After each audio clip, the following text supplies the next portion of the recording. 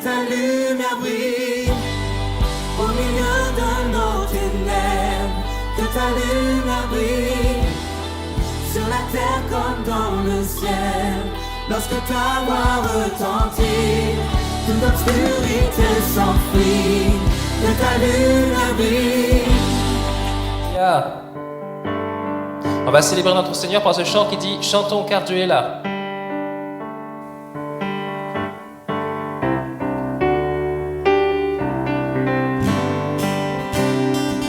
Chantons. Chantons car Dieu est là. Poussons des cris de joie. Dressons-lui un trône de reconnaissance, un palais de louange. Chantons le roi des rois, son amour durera. Et quand on le loue, sa gloire descend sur nous dans son temple ici-bas. Chantons car Dieu est là.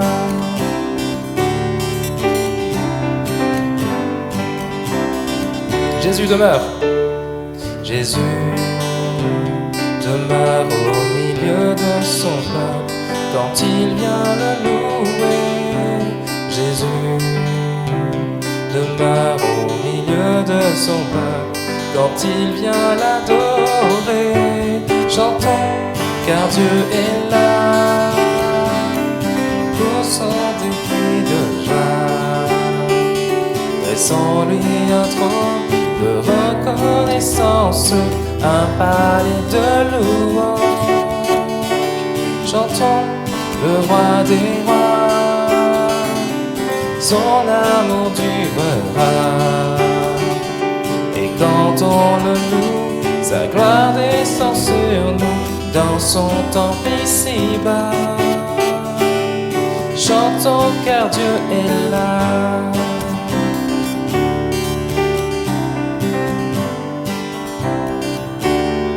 Nous sommes tous assemblés pour l'adorer avec nos instruments, joyeux de ce que Dieu nous a sauvés. Faisons monter nos chants, chantons car Dieu est là. Poussons des cris de joie, dressons-lui un trône de reconnaissance, un palais de louange. Chantons le roi des rois, son amour durera. Et quand on le loue, sa gloire descend sur nous dans son temple ici-bas. Dans son temple, dans son temple ici-bas. Dans son temple ici-bas, dans son temple ici-bas. Chantons, chantons car Dieu est là.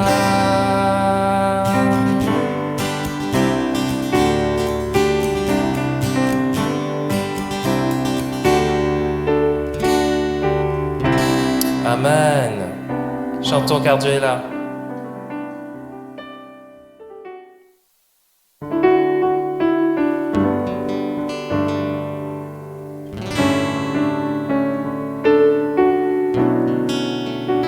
Et Seigneur, entends mon cœur.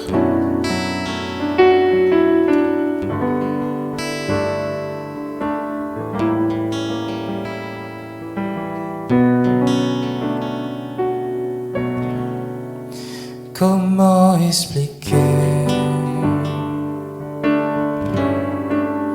et comment décrire un amour si grand, si puissant que rien ne peut le contenir. Tu sais mes espoirs, Seigneur, tu sais mes craintes. Et mes mots sont bien trop petits pour dire tout l'amour que j'ai pour toi.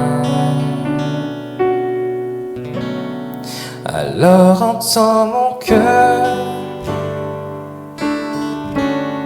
mon esprit qui te loue. Entends le chant d'amour d'un enfant racheté. Je prendrai mes faibles mots pour te dire quel Dieu merveilleux tu es. Mais je ne pourrai pas te dire combien je t'aime. Alors entends mon cœur. Si tout comme la pluie, les mots pouvaient couler, et si j'avais l'éternité, je ne pourrais pas l'exprimer. Mais dans les battements de mon cœur, tu entendras toujours. Merci pour la vie, pour la vérité et pour le chemin. Alors entends mon cœur, mon esprit qui te loue. Entends le chant d'amour d'un enfant racheté. Je prendrai mes faibles mots pour te dire quel Dieu merveilleux tu es. Mais je ne pourrai pas te dire combien je t'aime.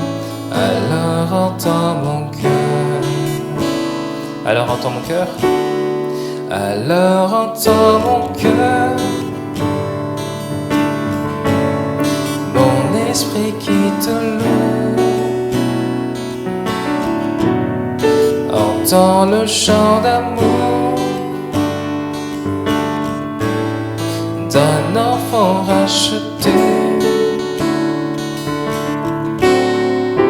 Je prendrai mes faibles mots pour te dire quel Dieu merveilleux tu es. Et je ne pourrai pas te dire combien je t'aime. Alors entends mon cœur. Et je ne pourrai pas te dire combien je t'aime. Alors entends mon cœur. Mais je ne pourrai pas te dire combien je t'aime. Alors entends mon cœur.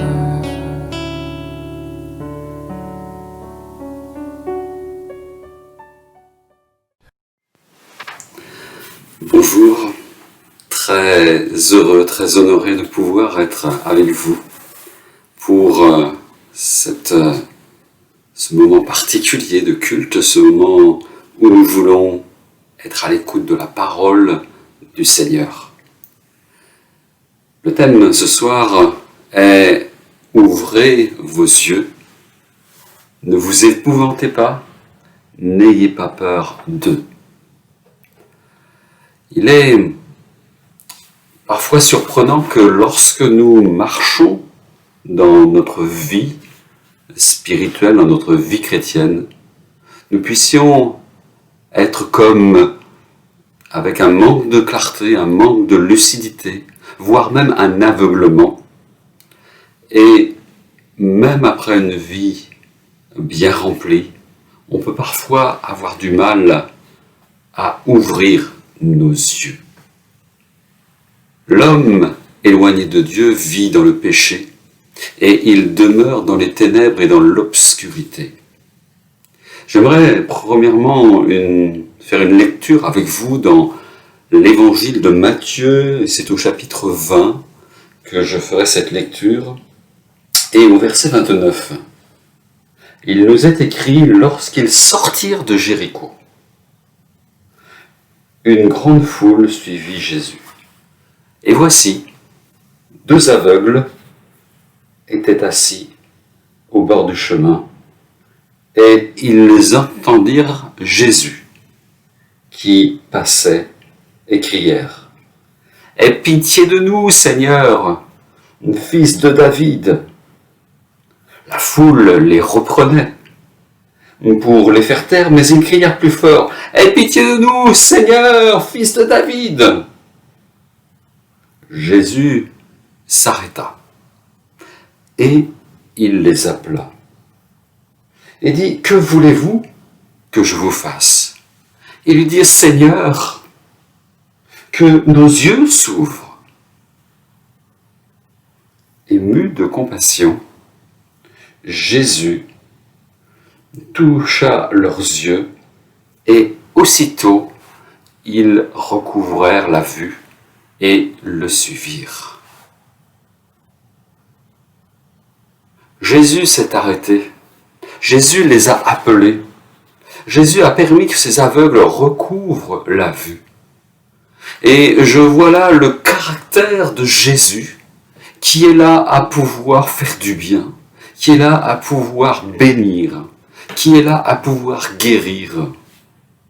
C'est Jésus qui dira ceci, répétera des paroles que, de manière inspirée, le prophète Ésaïe avait pu dire il y a des centaines d'années avant Jésus. Il a repris donc ces paroles dans Luc 4, 19, « Parce qu'il m'a oint pour proclamer aux captifs la délivrance et aux aveugles le recouvrement de la vue. » La réalité est parfois consternante. Il est possible d'être à côté de choses merveilleuses, à côté de personnes extraordinaires, être à côté de paysages d'une beauté vraiment subjugante et de ne pas s'en apercevoir. Parfois nous avons des personnes qui sont des personnes de qualité à côté de nous. Nous sommes parfois à côté de monuments exceptionnels, sans que nous les ayons vus, sans que nous les ayons aperçus ou entreaperçus même. Les richesses sont parfois si proches de nous et nous ne les avons pas distinguées. Nous étions aveugles, ou je dirais aveuglés, par certaines choses plus brillantes à nos cœurs, plus importantes à nos yeux. Lorsque l'on parcourt une ville inconnue, et peut-être que certains ont voyagé pendant ces temps derniers, peut-être que certains sont encore en voyage, mais l'on va être vite interpellé par un édifice exceptionnel. Et quand on habite dans une ville, quand on habite dans un lieu, il y a des choses exceptionnelles qui sont là et nous ne les voyons pas. Et pourtant, ils sont là devant nos yeux. L'obscurité, même parfois, peut nous attirer, peut avoir comme un certain éclat. Est-ce que je dois dire que l'obscurité peut nous éblouir ? Ça serait un peu paradoxal. C'est Jacob qui, à un moment donné, dans chapitre 28, il nous est dit qu'il va être dans son sommeil et il va s'éveiller. Et tout à coup, il va réaliser que Dieu est présent et il va dire « Certainement, en ce lieu, l'Éternel est là. Et moi, je ne le savais pas. » C'est vrai que nous sommes surpris parfois d'être comme ignorants de ce qui se passe autour de nous. Ou parfois nous le souhaitons, ou c'est de manière volontaire, délibérée. Parfois même, devant quelque chose d'extraordinaire ou devant quelqu'un d'extraordinaire.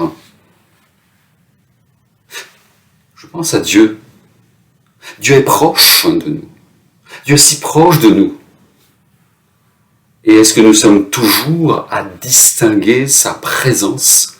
Est-ce que nous sommes toujours là à réaliser qu'il est vivant?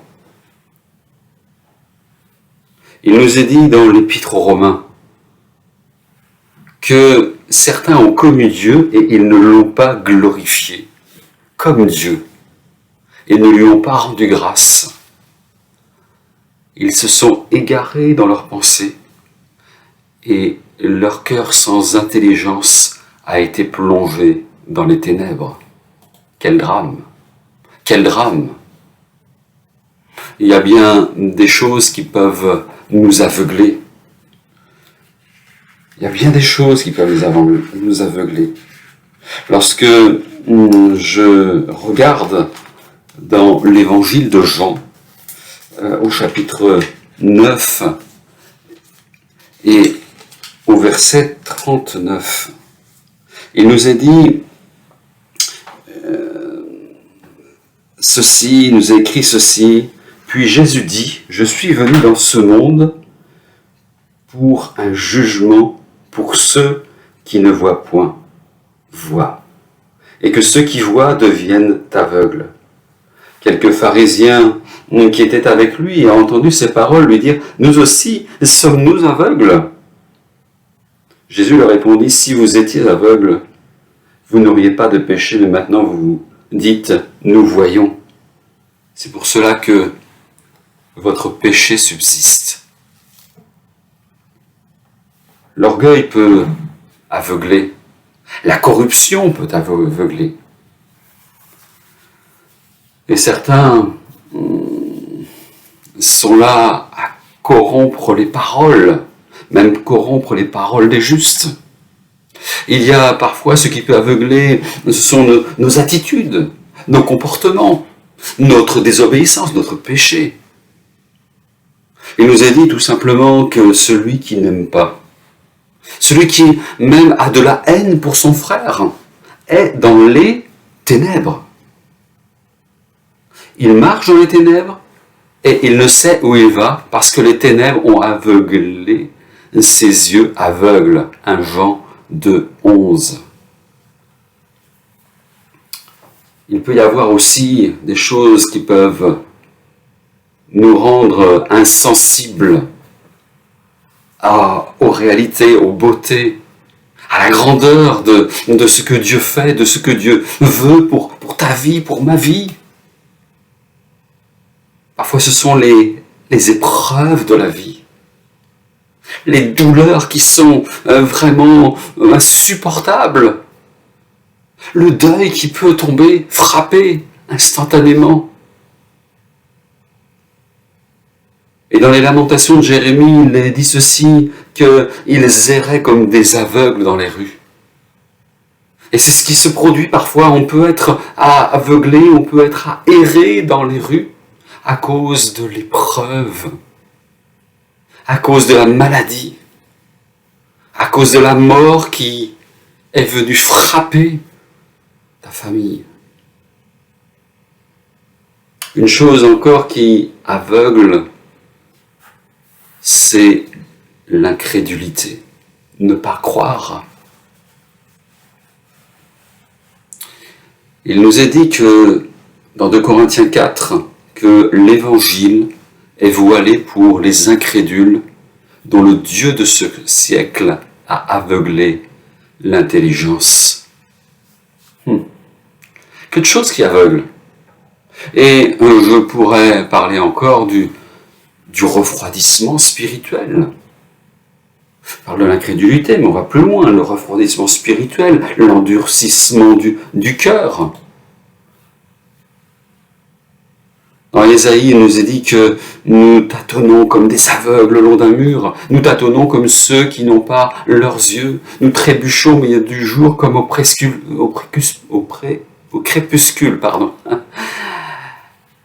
Nous trébuchons au milieu du jour comme au crépuscule. Ésaïe 59, 10. Et même certains endurcissent leur cœur. Même la religion peut endurcir. Parfois, il nous est parlé d'une façon brutale de la religion dans les évangiles, dans la parole de Dieu. Et Jésus pourra dire de certains religieux que ce sont des aveugles qui conduisent d'autres aveugles. Et il va dire ceci, « Malheur à vous, conducteurs aveugles, pharisiens aveugles ». Et Jésus va pouvoir dire aussi, mais êtes-vous encore sans intelligence et ne comprenez-vous pas? Avez-vous le cœur endurci? Ayant des yeux, ne voyez-vous pas? Ayant des oreilles, n'entendez-vous pas? Et n'avez-vous pas de mémoire? Dieu soit béni. Dieu soit béni. Et ce soir, j'aimerais que nous soyons encouragés par cela. Parce que Dieu ouvre les yeux. Dieu met un collier sur les yeux. Dieu met quelque chose de nouveau afin que nous ayons une vue corrigée correctement. Le Seigneur a ouvert les yeux de cette femme Agar. Agar était son nom. Cette femme du nom d'Agar, elle avait un enfant et elle avait été chassée avec son enfant Ismaël. Elle était menacée de mourir de soif avec son cher enfant.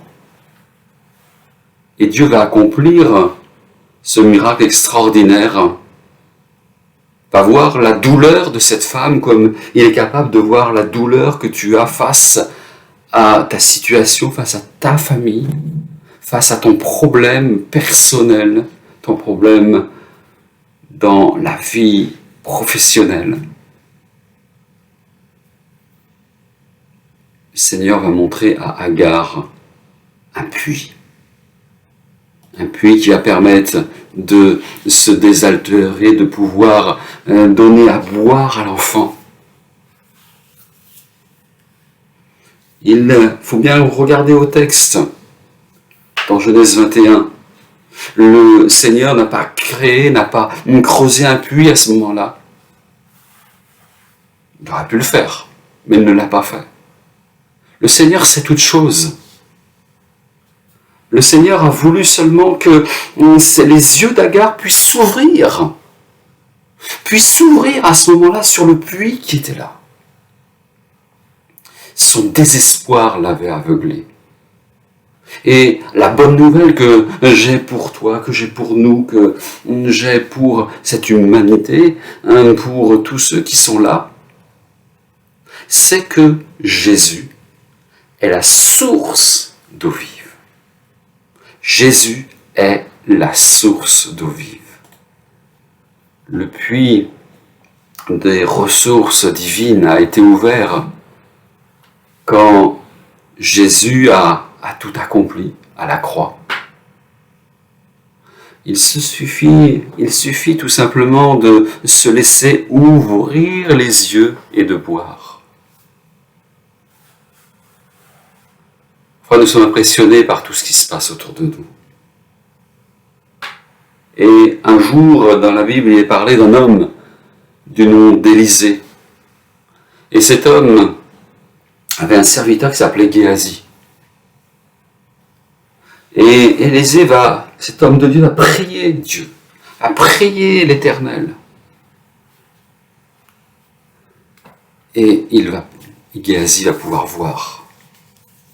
Il va voir cette montagne avec tous ses chevaux, ses chars de feu autour d'Élisée. Il y avait cet ennemi syrien avec le roi de Syrie qui encerclait la ville dans laquelle se trouvait Élisée. Élisée avait cette foi dans ce que le Seigneur avait tous les plans de la bataille. avait tous les plans de la bataille. Alléluia. Et le serviteur de l'homme de Dieu, le serviteur d'Élisée, était là à ne pas voir les choses. Il était rempli d'effroi. Il voyait seulement l'apparence des choses. Et une exhortation va être donnée à Géasi de la part d'Élisée. Ne crains pas, car ceux qui sont avec nous sont en plus grand nombre que ceux qui sont avec eux. Amen, amen, alléluia. Ne crains pas, car ceux qui sont avec nous sont en plus grand nombre que ceux qui sont avec eux. En apparence, c'est pas ça. En apparence, c'est pas ça. Peut être comme plein de défaites, on a l'impression d'être criblé, d'être malmené. Mais sans cette révélation de Dieu, sans cette révélation de la puissance de Dieu qui est invisible, on ne peut pas y arriver. Élisée pria et dit à l'Éternel, ouvre ses yeux pour qu'il voie. Et l'Éternel ouvrit les yeux du serviteur qui vit la montagne pleine de chevaux et de chars de feu autour d'Élisée. Et ces chevaux, ces chars de feu, c'était la manifestation des armées célestes. Ô Seigneur, montre-moi un espace de ciel de gloire. Montre-moi un petit peu ces combattants qui sont là dans le ciel. Montre-moi ces anges qui sont là aux premières lignes. Et je serai rassuré. Oui, il y a des anges qui sont là. Des anges qui sont là au service de Dieu. Je crois que le Seigneur est celui qui illumine les yeux de notre cœur. Alléluia. C'est ce que nous dit l'auteur aux Hébreux. Que Dieu illumine, alléluia, et que Dieu illumine les yeux de votre cœur pour que vous sachiez quelle est l'espérance qui s'attache à son appel, quelle est la richesse de la gloire de son héritage qu'il réserve aux saints, et quelle est envers nous qui croyons l'infinie grandeur de sa puissance, se manifestant avec efficacité par la vertu de sa force. Amen. Alléluia. Gloire à Dieu. Dieu est bon. Dieu est bon. On voit aussi, à un moment donné, c'est sur le chemin d'Emmaüs,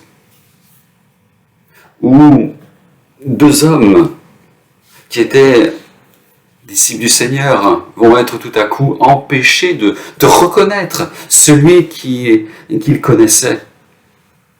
Il nous a dit que les yeux étaient empêchés de reconnaître, et littéralement, cela veut dire que leurs yeux étaient retenus de le reconnaître.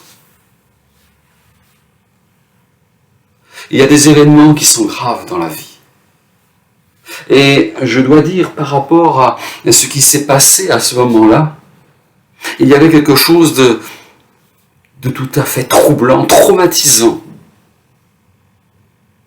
Celui qui était venu pour bénir, pour sauver, celui qui donnait des paroles de grâce, lui qui était là à pouvoir nourrir les foules, tout à coup, par un complot, par une trahison, va se retrouver malmené, martyrisé, crucifié. Jésus qui était là sur cette croix, au-dessus duquel il avait été écrit « Celui-ci est le roi des Juifs », avait été mis à mort. Et là, il y avait dans le cœur de ses disciples un désappointement, une tristesse, une frustration. Et dans cette tristesse, et c'est peut-être ce que tu vis, ce que vous vivez là, cela empêche de reconnaître que Jésus est à marcher à tes côtés, que Jésus est bien présent, que Jésus est bien vivant. Le poids des sentiments qui sont là, le poids des sentiments négatifs peuvent être là comme un voile qui aveugle même les disciples les plus sincères, même les chrétiens les plus engagés. Et ce merci Seigneur, de ce que les yeux des disciples ont été ouverts par Jésus après sa résurrection. Il est dit ceci, Luc 24, 30 à verset 34. Pendant qu'il était à table avec eux, il prit le pain, et après avoir rendu grâce, il le rompit, et le leur donna. Alors leurs yeux s'ouvrirent, et ils le reconnurent, mais il disparut de devant eux. Et ils se dirent l'un à l'autre, nos cœurs ne brûlaient-ils pas au-dedans de nous lorsqu'il parlait en chemin et nous expliquait les Écritures, se levant à l'heure même, ils retournèrent à Jérusalem, ils trouvèrent les 11 et ceux qui étaient avec eux assemblés en disant, le Seigneur est réellement ressuscité, et il est apparu à Simon. Quelle grâce! Quelle grâce! Dieu nous permet d'avoir une vision claire. Dieu nous permet de voir même au-delà de ce qui est, au-delà de la réalité actuelle. Il nous permet de pouvoir nous projeter dans ses plans. On peut regarder ce passage dans le Deutéronome au chapitre 1er. Et dans ce chapitre 1er, il nous est rappelé le passage que l'on retrouve aussi dans le livre des Nombres au chapitre 14. Et voici ce qui est écrit dans le Deutéronome 1, 19. Nous partîmes d'Horeb et nous parcourûmes en entier ce grand et affreux désert que vous avez vu. Nous prîmes le chemin de la montagne des Amoréens comme l'Éternel notre Dieu nous l'avait ordonné et nous arrivâmes à Kadès Barnéa. Je vous dis, vous êtes arrivés à la montagne des Amoréens que l'Éternel notre Dieu nous donne. Voici, l'Éternel ton Dieu met devant toi. Monte, prends-en possession, comme te l'a dit l'Éternel, le Dieu de tes pères. Ne crains point et ne t'effraie point. Vous vous approchâtes de moi,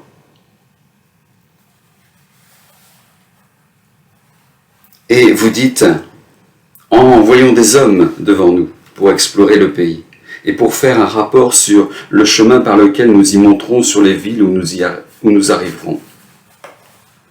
Cet avis me parut bon, et je pris 12 hommes parmi vous, un homme par tribu. Ils partirent, traversèrent la montagne et arrivèrent jusqu'à la vallée d'Escol, qu'ils explorèrent. Ils prirent dans leurs mains des fruits du pays, et nous les présentèrent. Ils nous firent un rapport et dirent, c'est un bon pays, que l'Éternel notre Dieu nous donne.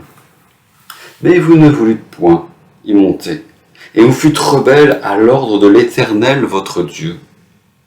Vous murmurâtes dans vos tentes, et vous dites, c'est parce que l'Éternel nous hait qu'il nous a fait sortir du pays d'Égypte, afin de nous livrer entre les mains des Amoréens et de nous détruire.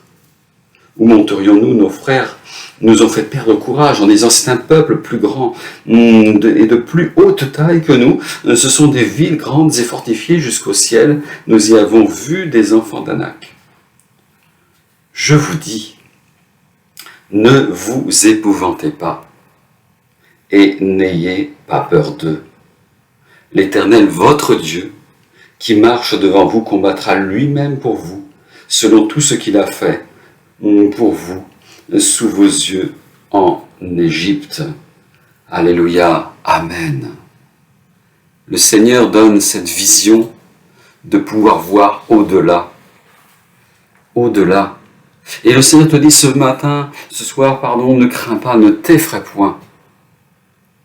Et l'homme de Dieu va dire, mais cet avis me parut bon.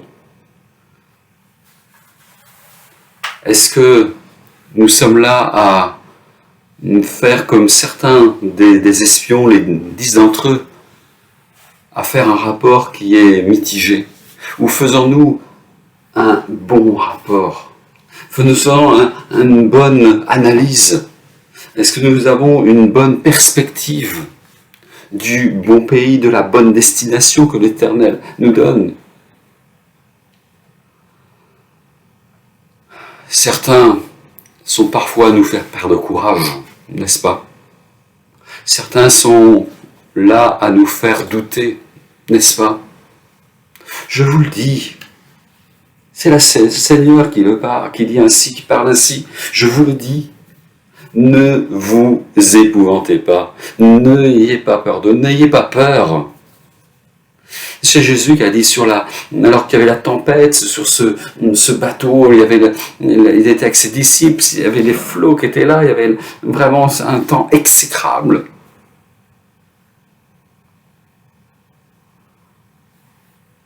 Et il va dire, n'ayez pas peur. N'ayez pas peur. C'est terrible lorsqu'on lit « Vous n'êtes pas confiance en l'Éternel, votre Dieu ». Est-ce que nous avons confiance ce soir dans le Seigneur? Est-ce que nous avons confiance dans le Seigneur? J'aimerais tout simplement, pour conclure, lire ce passage dans 2 Corinthiens chapitre 3 verset 15. Jusqu'à ce jour, quand on lit Moïse, un voile est jeté sur leur cœur. Mais lorsque les cœurs se convertissent au Seigneur, le voile est ôté. Or, le Seigneur c'est l'Esprit, et là où est l'Esprit du Seigneur, là est la liberté. Nous tous, qui, le visage découvert, contemplons comme un miroir la gloire du Seigneur, nous sommes transformés en la même image, de gloire en gloire, comme par le Seigneur, par son Esprit. Amen. Alléluia. Alléluia. Lorsque tu te donnes au Seigneur, lorsqu'on fait confiance au Seigneur, lorsqu'on se convertit au Seigneur, c'est le Saint-Esprit qui vient en nous. C'est l'Esprit du Seigneur qui nous permet de voir les choses d'une manière tout à fait différente. Mais ce n'est pas une vision qui va être là pour nous amener à nous tromper. Ce n'est pas la méthode Coué. Mais c'est vraiment le Seigneur qui fait grâce. Parce que les choses cachées sont à Dieu. Et les choses révélées sont à nous, à nos enfants, à perpétuité. Pourquoi? Pour que nous mettions en pratique toutes les paroles de Dieu. Je crois que nous voulons vraiment être attentifs au Seigneur. Je crois que nous voulons vraiment être attentifs à sa grâce, à cette révélation, à sa lumière, parce qu'il est la lumière, et mettre vraiment en application, mettre notre foi dans celui qui peut délivrer encore ce soir. Le Seigneur est bon. Le Seigneur est bon. Il ouvre nos yeux. N'ayons pas peur. Ayons confiance. Oui, Seigneur, que ton nom soit béni. Amen. Amen. Alléluia. Seigneur, merci pour ta grâce. Merci, Seigneur, parce que tu es celui qui a la force, la puissance de délivrer les aveugles. Tu es celui qui a la force de pouvoir intervenir dans chaque situation. Et vraiment, je te rends grâce. Parce qu'au-delà des réalités, au-delà des difficultés de la vie, Tu es celui qui nous montre, qui nous révèle par ton esprit, qui nous révèle par ta parole ce que tu veux de nous, là où tu veux nous conduire, ce que tu veux faire avec nos proches, avec nos vies. Et je te remercie, Seigneur. Je te remercie parce que tu nous donnes non seulement cette révélation, mais tu nous permets d'avoir les moyens, d'avoir la force de pouvoir agir, d'entrer en action. Que ton nom soit béni. Amen. Amen. Que Dieu soit béni. Alléluia, Amen. Oui, Seigneur, ta présence fait la différence. Quand tu es là, Seigneur, les choses changent. Oui, Seigneur. Ta présence est le ciel pour moi.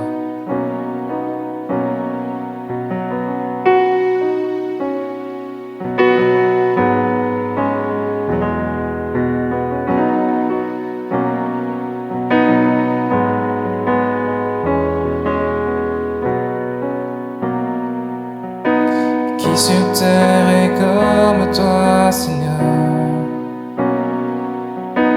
Amour, beauté, infinie valeur. Ici rien ne peut me satisfaire. Jésus, ton amour me désaltère. Ta présence, c'est le ciel pour moi.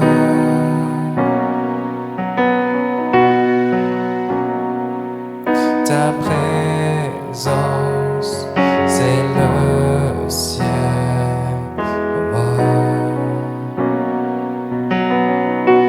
Trésor, trésor de mon âme et de mon cœur.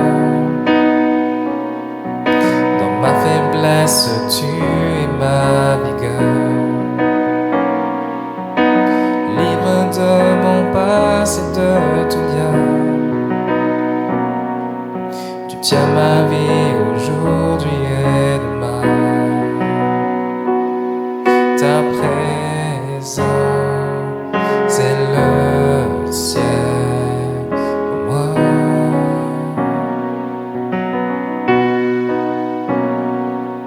Ta présence, c'est le ciel pour moi.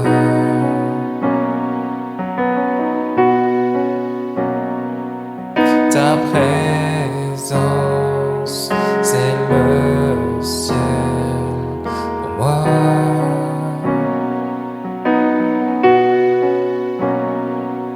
Ta présence, c'est le ciel pour moi.